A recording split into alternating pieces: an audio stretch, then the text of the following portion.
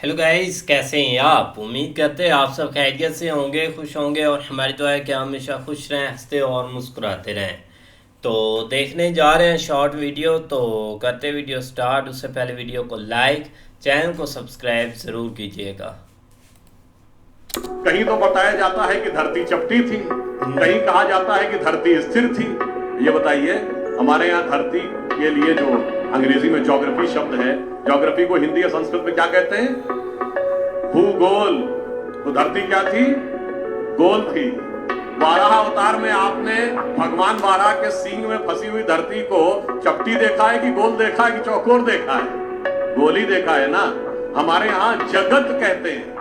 ज यानी उत्पत्ति, गत यानी लगातार गति कर रहा है, यानी यह सृष्टि लगातार गति कर रही, पृथ्वी लगातार गति कर रही, स्थिर नहीं है। Cosmic dance of Shiva.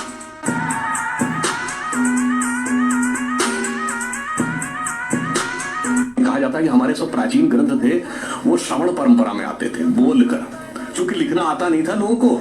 ये बताइए, हमने नक्षत्रों तक की गणना कर ली और इतनी अप्रोप्रिएट गणना की कि आज तक हमारा पंचांग सही है। अब एक छोटा सा उदाहरण आपको बताता हूं, क्योंकि जिन भाषाओं में मात्रा पाई नहीं होती, अब ये बताइए, छोटी ई और बड़ी ई आप लिख के समझा सकते हैं किसी को? बोल के ही समझा सकते हैं। इसीलिए हमारे यहाँ स्वर का महत्व था। हमारे यहाँ वैसी भाषाएं थी जिनको कि आप एक रिदम में ही बोल सकते हैं, इसके लिए बोलने की आवश्यकता थी, सिर्फ और सिर्फ लिखने से नहीं। अब जैसे उदाहरण के लिए शिव तांडव स्तोत्र में कहता ना, जटाटवी गल ज्वल प्रवाह पावित स्थले गले लंबे लंबिताम भुजंग तुंग मालिकाम, आगे डमट डमट डमट डिनाद बट डमर वयम चकार चंड तांडव तनोतना शिवाशवम। अब ये डमट डमट डमट लिख के बता पाएंगे? लेकिन यह भी सच है कि 200 साल ब्रिटिश हुकूमत के बाद हमें आजादी 1947 में मिली थी, और जो भी उसको नगण्य करता है उसको कोई हक नहीं है पार्लियामेंट में रहने का। आपको माफी मांगनी चाहिए इन लोगों से सबसे पहले। 200 साल की गुलामी, 200 साल की गुलामी, यही तो अंतर है। अरे गुलामी 200 के नहीं 800 साल की थी। अगर 200 साल की गुलामी थी, छत्रपति शिवाजी महाराज जिससे लड़ रहे थे वो संघर्ष नहीं था, महाराणा प्रताप लड़ रहे थे वो संघर्ष नहीं था, गुरु गोविंद सिंह लड़ रहे थे, यही अंतर है। इसीलिए मैंने जहां पहली बात कही थी, पहली बार एक ऐसी सत्ता आई है जिसपे विदेशी प्रभाव नहीं है। रामचरितमानस क्यों लिखा है? राम के चरित्र को मन में धारण करिए। रावण हर चीज में राम से बड़ा था जब राम लीला कर रहे थे। वैसे तो वो ईश्वर है, हर चीज में बड़ा, पैसे में बड़ा, उसके बाद सोने की लंका, उसके बाद रावण रथी विलंब रघुवीरा।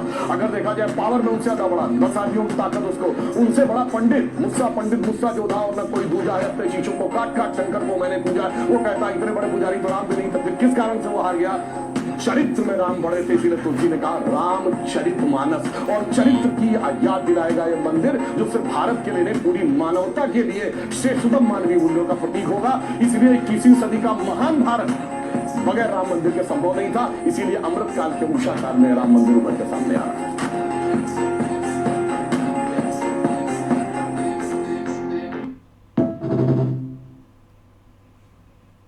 रुद्राक्ष की उत्पत्ति कहां से हुई थी? भगवान शंकर के आंखों से जो आंसू गिरे थे, उससे रुद्राक्ष की उत्पत्ति मानी जाती है। और वो आंसू क्यों गिरे थे? ये माना जाता है कि 3 उनके भक्त राक्षस जो थे, जिन्होंने त्रिपुर बसाए थे, और वो त्रिपुर अंतरिक्ष में चलते थे, और उनको वरदान था कि वो तीनों पुर एक ही साथ ध्वस्त हो सकते हैं, और सिर्फ शंकर जी के बाण से ही ध्वस्त हो सकते हैं। और वो 30,000 वर्ष में केवल एक क्षण के लिए एक सीध में आएंगे। तो सब देवताओं ने जब उनसे आग्रह किया कि भाई बहुत वो लोग कष्ट दे रहे हैं, तो शंकर जी ने उनका संहार तो कर दिया, परंतु उन्हें वेदना हुई कि मेरे ये भक्त थे, और उस कारण से उनकी आंख से जो आंसू निकले वो रुद्राक्ष माने जाते।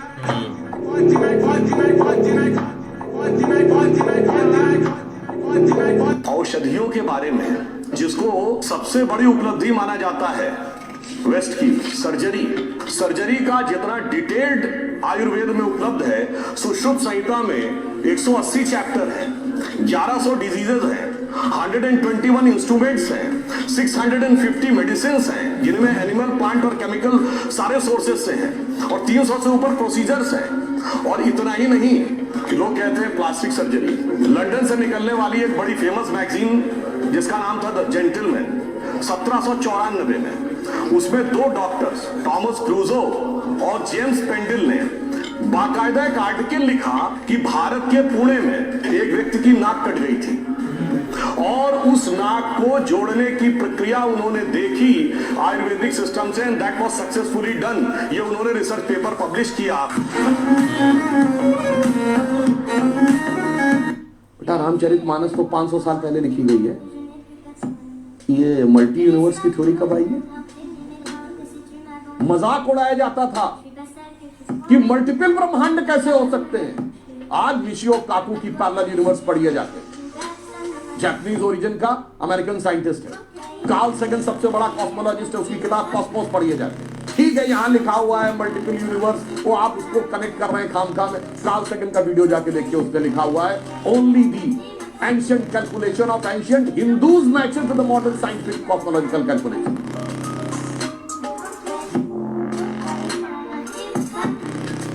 आपने कभी ये सीक्वेंस सोचा कि संडे के बाद मंडे क्यों आता है और मंडे के बाद ट्यूसडे क्यों आता है? अब मैं आपको बताता हूं। वैदिक एस्ट्रोलॉजी में दिन का जो होरा निकाला जाता है, अगर पहला ग्रह सूर्य है तो सूर्य का होरा 24 घंटे के बाद यानी नेक्स्ट डे फर्स्ट होरा होगा चंद्रमा का, और उसके नेक्स्ट डे 25th आवर जब आएगा चंद्रमा के बाद अगला होरा होगा मंगल का। तो हमारे यहाँ पूजा में बताया जाता है जब 7 ग्रहों के नाम दिए जाते हैं तो क्या है इसको? ब्रह्मा मुरारी त्रिपुरांतकारी भानु शशि भूमि सुतो बुधश पुरुष शुक्र शनि राहु के सर्वे यानी बाकायदा एक मैथमेटिकल कैलकुलेशन से सीक्वेंस निकला है। फंडामेंटल अंतर ये कि वहां धर्म और विज्ञान एक दूसरे के विरुद्ध है, हमारे यहाँ धर्म ही विज्ञान।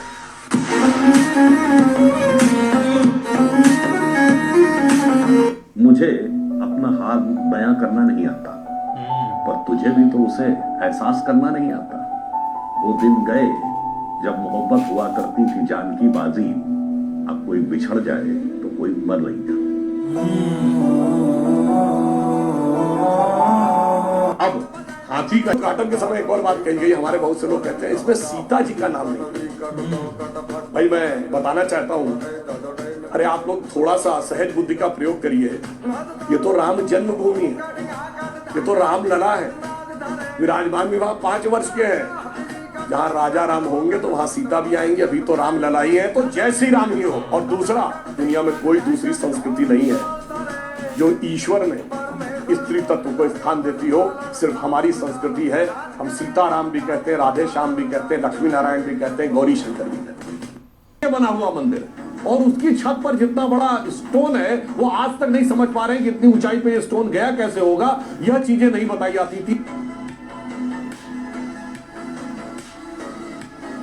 हम वर्ल्ड के टीचर नहीं थे, हम वर्ल्ड के नॉलेज बेस के सेंटर नहीं थे, हम विश्व के जगत गुरु थे।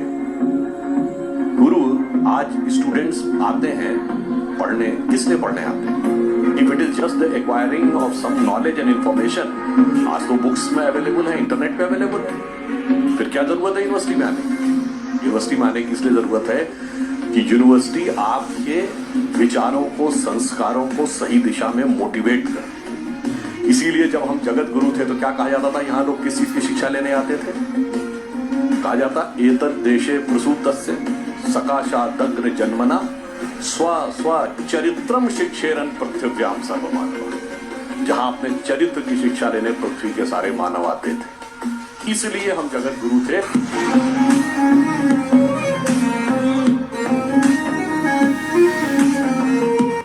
अगर आपसे पूछूं कि दुनिया में कोई एक देश है जहां का राजा आज भी टाइटल होल्ड करता है किंग रामा, तो वो है थाईलैंड, जहां का राजा टाइटल होल्ड करता है। अगर पूछूं आपसे कि दुनिया में कोई एक देश है जहां की फर्स्ट लेडी आज भी अपनी वंशावली भगवान राम से मानती है, तो वो है साउथ कोरिया। फिर दुनिया में कोई एक देश है जहां के नेशनल ब्रॉडकास्टर पर पर डे रामायण आती है, तो वो है दुनिया का सबसे बड़ा मुस्लिम देश इंडोनेशिया। और अगर आप कभी बैंकॉक में जाएं और वो जो पुराना महल है राजा का, उसको देखें तो उसके चारों तरफ 256 गरुड़ बने हुए हैं। और अगर गाइड से पूछे तो गाइड जानते क्या जवाब देता है? In our believe our king is considered as incarnation of Hindu god Vishnu. आज तो एस्ट्रोफिजिक्स का इंस्टीट्यूट है, आज तो हमारे पास इतनी टेक्नोलॉजी है, मगर यही तो कोणार्क के सूर्य मंदिर में भी था। यही तो अगर आप देखें तो आंध्र प्रदेश में वेद नारायण मंदिर है, उसमें ही भगवान के चरणों के ऊपर पड़ता। कोल्हापुर में महालक्ष्मी का मंदिर है महाराष्ट्र में, उसमें 3 दिन के लिए इतने अक्षर आते हैं तो देवी के मस्तक से लेकर चरणों तक चले जाते हैं। कर्नाटक के श्रृंगेरी में जो मंदिर है उसमें 12 महीनों में अलग अलग सूर्य की गति पड़ती है। पूछिए साहब, अगर विज्ञान नहीं था तो उस जमाने में इतना सटीक कैलकुलेशन कैसे हुआ? मुझे लगता है दुनिया में कोई धर्म संस्कृति ऐसी नहीं होगी जो इस प्रकार का करने की क्षमता रखती हो, वो सिर्फ हमारे यहाँ। हम वर्ल्ड के टीचर नहीं थे, हम वर्ल्ड के नॉलेज बेस के सेंटर नहीं थे, हम विश्व के जगत गुरु थे। गुरु आज स्टूडेंट्स आते हैं पढ़ने, किसने पढ़ने आते हैं? If it is just the acquiring of some knowledge and information, आज तो बुक्स में अवेलेबल है, इंटरनेट पे अवेलेबल है, फिर क्या जरूरत है यूनिवर्सिटी में आने की? यूनिवर्सिटी में आने की इसलिए जरूरत है कि यूनिवर्सिटी आपके विचारों को, संस्कारों को सही दिशा में मोटिवेट करे। इसीलिए जब हम जगत गुरु थे तो क्या कहा जाता था? यहाँ लोग किस चीज की शिक्षा लेने आते थे? कहा जाता एतद् देशे प्रसूतस्य सकाशादग्र जन्मना स्व स्व चरित्रम शिक्षेरन पृथ्व्याम सर्वमानव। जहां अपने चरित्र की शिक्षा लेने पृथ्वी के सारे मानव आते थे, इसलिए हम जगत गुरु थे।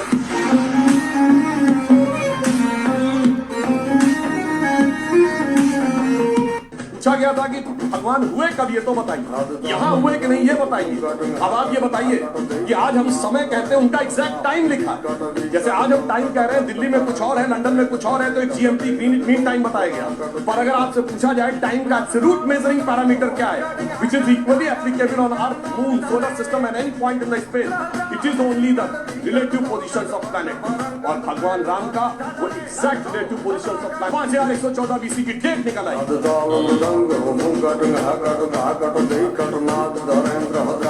अगर भगवान राम का जन्म केवल इसलिए हुआ था कि रावण का वध करना था, तो अयोध्या के राजा के रूप में अयोध्या की सेना लेकर जाते, रावण को मार देते, परंतु उससे धर्म नहीं स्थापित। इसलिए पहले राजा राम को वनवासी राम, उसके बाद निषाद राज का संभव, उसके बाद माता शबरी का संभव, उसके बाद सुग्रीव का राज्याभिषेक, फिर बानर, रीछ, भालू अर्थात समाज के उन दूर के कोनों में खड़े हुए लोग जहां तक किसी की दृष्टि भी नहीं जाती थी, सबको संगठित किया और संगठित करके तब जाकर उस समय की विश्व की सबसे बड़ी शक्ति को उन्होंने परास्त किया। अर्थात समाज के हर वर्ग को सम्मान स्थान देकर तब जाकर राम का राज्याभिषेक हुआ था।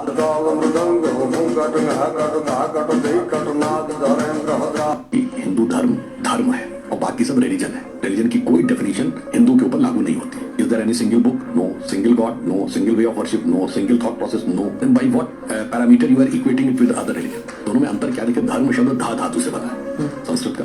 धा का अर्थ होता धारण करना, धरती शब्द इसी से बना है, धारण शब्द भी इसी से बना है। धर्म का लिटरल मीनिंग है धारणातिथि धर्म, वह तत्व जो आप पूरे यूनिवर्स को धारण करता है वो धर्म है। इट्स नॉट कि हमको धारण कर रहा है। और रिलीजन के लिए अपना शब्द है पंथ। पंथ का मतलब होता है रास्ता भी होता है। तो मैं इसका सकता हूँ धर्म इज लाइक धरती, अर्थ, एंड पंथ इज लाइक पाथ्स। अंग्रेजी का पाथ शब्द जो है वो पथ से ही बना है संस्कृत के, बहुत से लोगों को नहीं पता होगा। तो क्या होता है, पाथ की अपनी आइडेंटिटी है, अपना डेस्टिनेशन है। पाथ बनते बिगड़ते रहते हैं, धरती तो परमानेंट रहती है। वैसे धर्म कभी नहीं चेंज होता है, धर्म सनातन और चिरंतर बना रहता है। पंथ, समुदाय, संप्रदाय बनते बिगड़ते रहते हैं। तो ये एक फंडामेंटल डिफरेंस है। तो इसलिए धर्म का कॉन्सेप्ट और संप्रदाय के कॉन्सेप्ट में जमीन आसमान का अंतर है। और भारत में हिंदू धर्म है और बाकी समाज संप्रदाय। मैं एक बात कहना चाहता हूँ, कोई ये कहे इसको कल्पना माने तो मैं कहना चाहता हूँ, और भाई सोने की लंका और राजा ययाति का मणियों का महल, अगर भाई तुम इसे कल्पना भी मानते हो तो ये सिर्फ हम ही क्यों कर पाए? अरे हम वो हैं जिसने आकाश से गंगा उतारी, जिसने सागर पर सेतु बनाया, जिसने नक्षत्रों को संख्या दी, जिसने दुनिया को संख्या दी। आपको लगता होगा कल्पना है, क्योंकि आपका ज्ञान का लेवल अभी कम है। मगर मैं कहता हूं भाई कल्पना भी मानो तो तुम्हारे यहाँ ऐसी कल्पना क्यों नहीं हुई?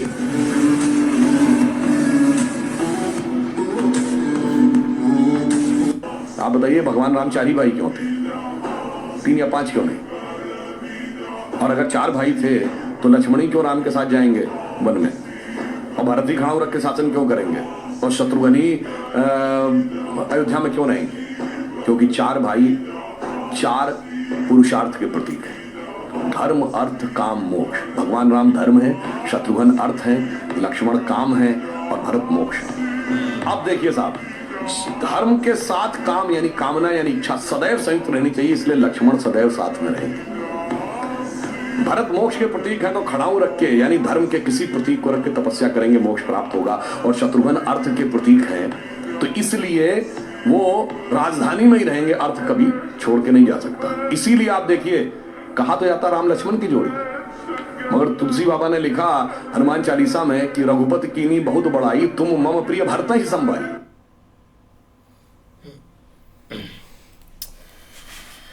बिल्कुल यार, काफ़ी इंटरेस्टिंग शॉट्स थे और सर की बात की जाए ना, उनको हर चीज़ की काफ़ी ज़्यादा एक नॉलेज है। चाहे आप उनको जिस एंगल से भी आप क्वेश्चन पूछ लें। अभी लास्ट सबसे ज़्यादा यही रहा है कि एक जो राम मंदिर की बातें हो रही थी ना, तो तब लोगों ने काफ़ी ज़्यादा अपनी जो थ्योरी जो है ना वो सामने रखी। जैसे राम जी को ले लें कि उन्होंने बोला कि सीता जी क्यों नहीं, तो ज़ाहिर सी बात है, अब राम लला अगर नाम है तो उस वक़्त तो 5 साल उनकी एज थी, तो उस वक़्त साथ उनका कैसे हो सकता है। लेकिन ये कि उसके बाद एक टेंपल सारे बनाए गए, वो उसमें आपको हर चीज़ मिलेगी। या उन्होंने आगे एक आयुर्वेद के बारे में बताया, उसमें वाकई बहुत सारी चीज़ें हैं कि एक आप ऐसी चीज़ें हैं कि जो अभी डॉक्टर हैं वो बताते हैं या सर्जरी करते हैं, या वो अभी उनकी इजाद ऐसे बोलते हैं जैसे हो रही है। लेकिन वही चीज़ें आप अगर थोड़ा सा ओल्ड चला जाए या कुछ साल पीछे चले जाएं, मतलब 100 200 300 400, तो उसी वक्त ही आप ये बुक्स उठा कर देख ले, आपको इसको ऑलरेडी जो तब के महर्षि थे उन्होंने चीज़ें लिख के दे दी थी। ये भी काफ़ी इंटरेस्टिंग शॉट्स था।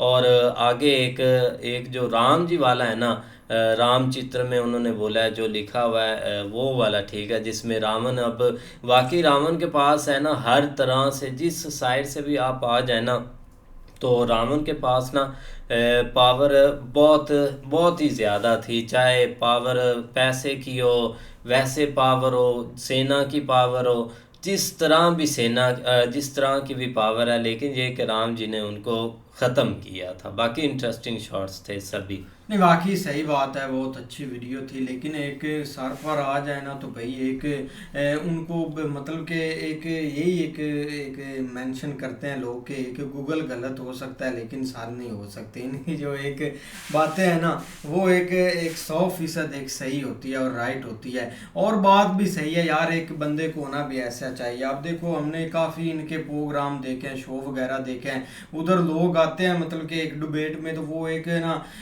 एक हवा में बातें छोड़ देते हैं जिसका कोई सार पाँव नहीं होता। वो यही है कि बातें एक सुनी सुनाई कर देते हैं। लेकिन जब एक त्रिवेदी साहब बात करते हैं ना तो वो एक पूरे एक नॉलेज से करते हैं। चाहे एक जो एक बुक्स होती है उसको उन्होंने भाई एक रीड किया होता है, चाहे एक आप साइंस का सवाल पूछ लें। ज़्यादातर ये होता है कि जो एक रिलीजन के एक होता है ना बंदा, मतलब कि रिलीजन बेस का, उसको एक साइंस से एक कम ही नॉलेज होता है। तो एक ये गलत बात है, उनको एक साइंस का ज़्यादा नॉलेज है और साइंस से ही वो चीज़ें क्लियर करते हैं जो कि अभी तक मतलब कि गुजरी है, एक खास करके एक हिंदुज़म में, और उसको एक आगे मेंशन करते हैं। वो काफ़ी एक उनका एक अच्छा था। लेकिन फिर भी ना एक पॉलिटिक्स में भी हैं, एक अगर मतलब कि अगर आए एक अपने जो उनके डिबेट में आते हैं, एक कांग्रेस के आते हैं या जो भी आते हैं, उनको भाई वो एक बोलने नहीं देते, एक प्रूफ के साथ सारी बातें करते हैं। नहीं, बिल्कुल ऐसे ही है। लेकिन भाई एक इल्म का पूरा एक खजाना उनके पास। लेकिन आम इनकी खूबी यही है कि जो एक धार्मिक या साइंस जिस तरह लोगों ने एक अलग की हुई है ना, तो ये एक विद प्रूफ साइंस को एक उसके साथ जोड़ते क्या मतलब एक साबित करके दिखाते हैं। उससे हट के भाई एक जो राम लक्ष्मण शत्रुघ्न और चारों भाइयों के ऊपर ये एक जो चीज़ें बताते हैं ना वो काफ़ी एक नॉलेजेबल है। बाकी उनकी बात ठीक है कि एक रावण को एक जो है ना वो लड़ने के लिए या उसको हराने के लिए सीधी सीधी अपनी फोर्स लेते तो जाके उनके ऊपर एक अटैक कर सकते थे, लेकिन उन्होंने बहुत सारी एक चीज़ें क्रिएट करनी थी, जिसमें एक आप देख लो कि स्टार्ट के ऊपर एक उनका दोस्त आया था, उसके बाद शबरी जी और हाँ निषाद राज शबरी, और उसके अलावा एंड के ऊपर वानर सेना या सारे जो है ना वो जो लोगों को पता भी नहीं था वो सारी एक उन्होंने डिस्कवर की। मतलब ये सारी चीज़ें जो है ना वो एक काफ़ी, लेकिन भाई कमाल का नॉलेज है इनके पास, चाहे एक सियासी ले लें, चाहे एक साइंस के ऊपर ले लें, चाहे एक धार्मिक ले लें, तो होना भी भाई ऐसे चाहिए, कमाल के बंदे हैं। बिल्कुल, तो उम्मीद करते हैं आपको वीडियो पसंद आएगी। अगर पसंद आए वीडियो को लाइक, चैनल को सब्सक्राइब ज़रूर कीजिएगा। मिलते नई वीडियो के साथ, तब तक के लिए गुड बाय, टेक केयर।